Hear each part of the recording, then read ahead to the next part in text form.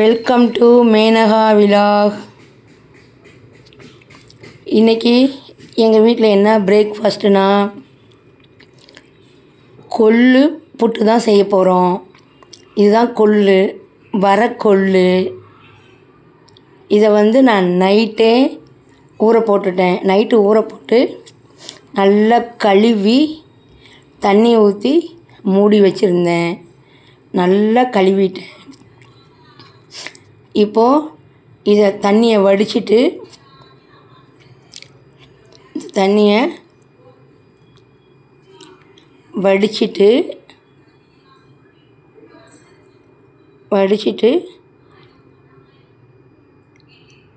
குக்கரில்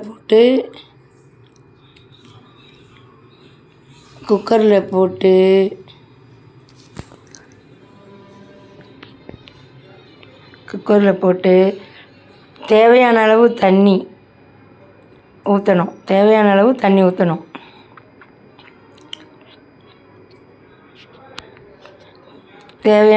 தண்ணி ஊற்றி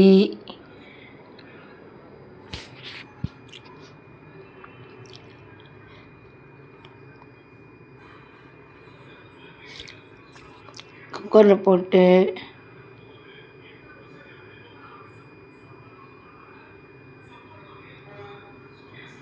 தண்ணி நான் ஒரு சொம்பு பிடிக்கிறேன், ஒரு சொம்பு ஊற்றுறேன், ஒரு சொம்பு அப்புறம் கொஞ்சம் ஊற்றுறேன். ஏன்னா நான் கொஞ்சம் ரசம் வைக்கலான்னு இருக்கேன் இந்த தண்ணியில். இந்த தண்ணி ரொம்ப நல்லது வெந்த பிறகு இந்த தண்ணி, அதனால் நான் இன்னும் கொஞ்சம் ஊற்றிக்கிறேன்.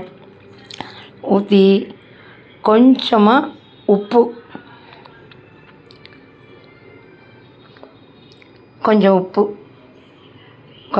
போட்டு கலந்து விட்டு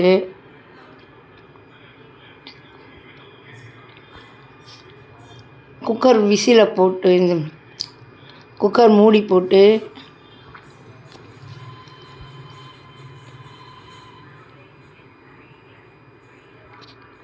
ஒரு 4 விசில் வச்சுருங்க. ஸ்டவ் ஆன் பண்ணி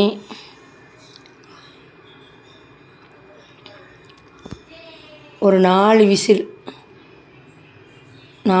வச்சுருங்க. அப்புறம் நான் சொல்கிறேன்.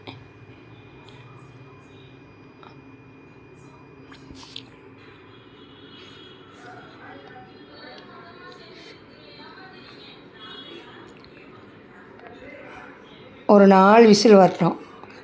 அப்புறம் அதுக்குள்ளே விசில் வரத்துக்குள்ளே ஒரு தேங்காய் எடுத்து 2ஆக உடைச்சி அதை துருவி வச்சுக்கோங்க. நான் கொஞ்சம் கால் வலி துருவ முடியாதனால நான் மிக்சியில் போட்டு அரைச்சி வச்சுக்கிட்டேன். நீங்கள் திருவி வச்சிங்கன்னா இன்னும் வெள்ளையாக இருக்கும். நான் மிக்சியில் போட்டு அரைச்சதுனால அந்த தோலெல்லாம் இருக்கனால இப்படி இருக்குது. மிக்சியில் போட்டு அரைச்சி வச்சுக்கிட்டேன். அப்புறம் 4 விசில் வந்த பிறகு நான் சொல்கிறேன். 4 விசில் வந்துடுச்சு.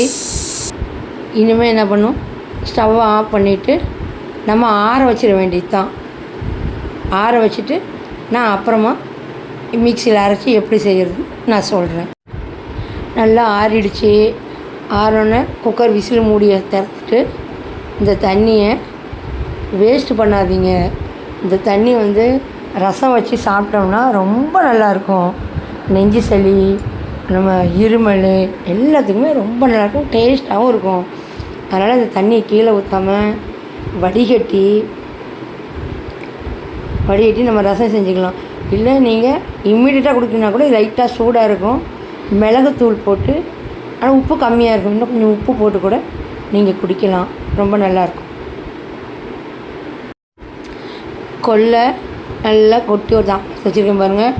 ஒரு பிளேட்டில் கொட்டி வச்சுருங்க. நல்லா ஆறிடுச்சு. தொட்டு பாருங்கள். நல்லா ஆறின பிறகு தான் மிக்சியில் போடணும். சூடாக போட்டிங்கன்னா ஒரு மாதிரி அப்படியே இறுவிக்கும்.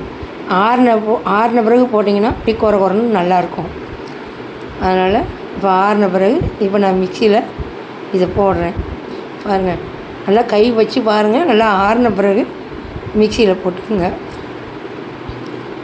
இப்போ மிக்சியில் நான் தேங்காய் அரைச்சி மிக்சியிலே அப்படியே போட்டுக்கிறேன். மிக்சியில் போட்டு அரைச்சிக்கங்க. ரொம்ப நைஸாக வேணாம், ரொம்ப இது வேணாம், ஓரளவு அப்படி புட்டு மாதிரி அப்படியே மிக்சியில் போட்டு அரைச்சி எடுத்துக்கோங்க. மிக்சியில் போட்டு நல்லா பொலன்னு சும்மா ஒரு 2 அரை தான் அரைச்சி, இதில் தேங்காய் 1 கப் போட்டு, தேங்காய் நம்ம திரி வச்சுருந்தோம்ல அதை போட்டு நல்லா பிசைஞ்சி நம்ம இனிமேல் சாப்பிட வேண்டியது தான். நீங்கள் நாட்டு சக்கரை போட்டும் சாப்பிடலாம், இல்லை வெள்ளை சுகர் அவங்கவுங்க விருப்பப்படி வெள்ளை சுகர் போட்டும் சாப்பிட்லாம். நான் இப்போ நாட்டு சக்கரை போட்டு சாப்பிட போகிறேன். இதுதான் எங்கள் காலை பிரேக்ஃபாஸ்ட்.